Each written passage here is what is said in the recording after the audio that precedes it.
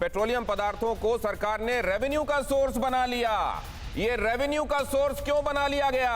महंगाई रोकने में नाकाम रही सरकार, कहा यशवंत सिन्हा ने। उन्होंने कहा कि हमको इसे रेवेन्यू का सोर्स कभी नहीं बनाना चाहिए था। ये ठीक है कि हमने ये समझा था कि बाजार के हवाले कीमतों को होना चाहिए, लेकिन उससे सरकार आमदनी जुटाने लगेगी, ये कभी नहीं सोचा गया था और आज वो वही किया जा रहा है। उन्होंने ये भी कहा कि शायद ये समझ भी है सरकार के भीतर कि चुनावों में ये मुद्दा नहीं होगा, क्योंकि उस समय दूसरे मुद्दे प्रभावी हो सकते हैं या किए जा सकते हैं। और अब इस पर मैं आगे बातचीत करने के लिए जाना चाहता हूं, क्योंकि अभी भारतीय जनता पार्टी की राय इसमें नहीं आई है। तुहिन सिन्हा, आप देख रहे हैं सिचुएशन क्या है और उसका इंटरप्रिटेशन क्या है, आपका कमेंट। देखिए, प्राइस राइज हमेशा एक संवेदनशील मुद्दा होता है, लेकिन इस पे जरूरी होता है कि हम एक संपूर्ण परिप्रेक्ष्य में इसको देखें, ना कि गिने चुने तरीके से।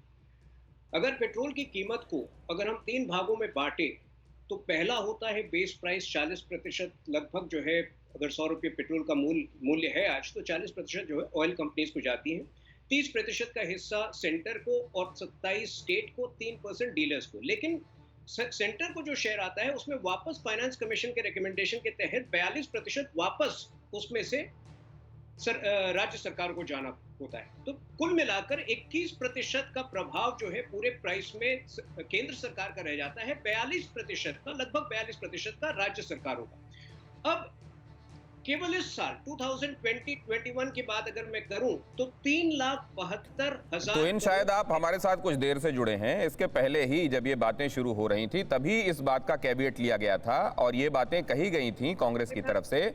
सुनिए सर, कि ये व्यवस्था नहीं है एज इट इज जैसा आप बता रहे हैं। सुप्रिया श्रीनेत ने ये बात कही थी और अभी भी वो नकारात्मकता में सिर हिला रही है। उनका जवाब लेने में जाऊंगा और मैं इंट्रोड्यूस कर दूं नंदिनी दत्ता जी को भी, प्रोफेसर हैं दिल्ली यूनिवर्सिटी में। आपका भी स्वागत है मैम। तुहिन जी की बात पूरी हो जाए, सुप्रिया जी का जवाब ले लूं, आपके पास आता हूं। तुहिन, आज लगभग मैं बता रहा हूं कि 2020-21 में 3.72 लाख करोड़ जो है पेट्रोल पे जो टैक्सेस हैं पेट्रोल और डीजल पर, उससे आ रहे हैं। इस पर इसका जो 60% हिस्सा है वो केवल और केवल हमने कैपिटल इन्वेस्टमेंट और कैपिटल एक्सपेंडिचर में खर्च किया है। आज अगर आप देश में परिवर्तन देख रहे हैं, वो इंफ्रास्ट्रक्चर के संदर्भ में हो, या उड़ान स्कीम हो, या नल से जल कार्यक्रम हो, या तमाम ऐसी सोशल वेलफेयर स्कीम हो जिसमें कि कोविड के दौरान जो मदद प्रोवाइड की गई, 80 करोड़ से ऊपर लोगों को मुफ्त जो राशन मुहैया कराई गई, ये सब उसमें शामिल है।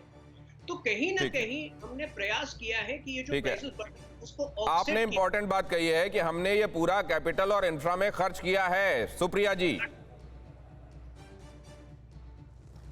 मुझे आप एक बात बताइए दिनेश गौतम जी, कि पेट्रोल, डीजल, रसोई गैस, दालें, खाने का तेल, चीनी, कॉफी, चाय, ये कौन लोग इस्तेमाल करते हैं?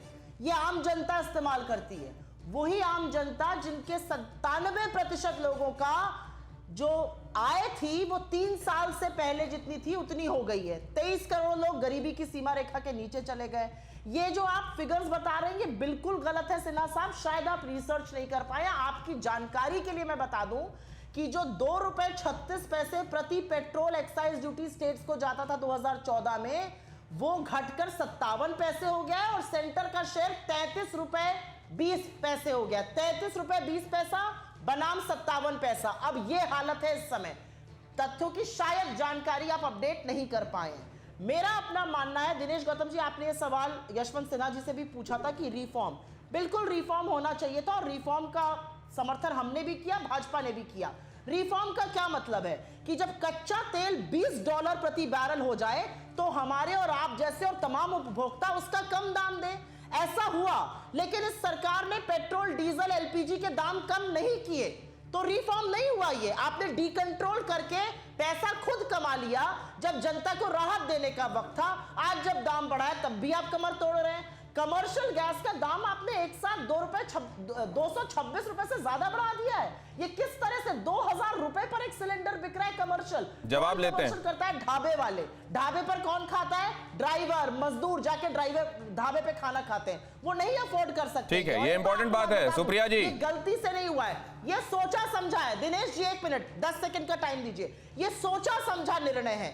1,40,000 करोड़ रुपए सब्सिडी का बिल होता था, ऑयल सब्सिडी का, फ्यूल सब्सिडी का 2014 में।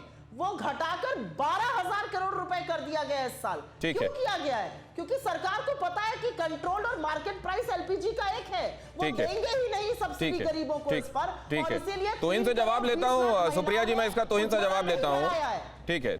अड़ी सोमवार से शुक्रवार शाम 6 बजे सिर्फ TV9 भारतवर्ष पर।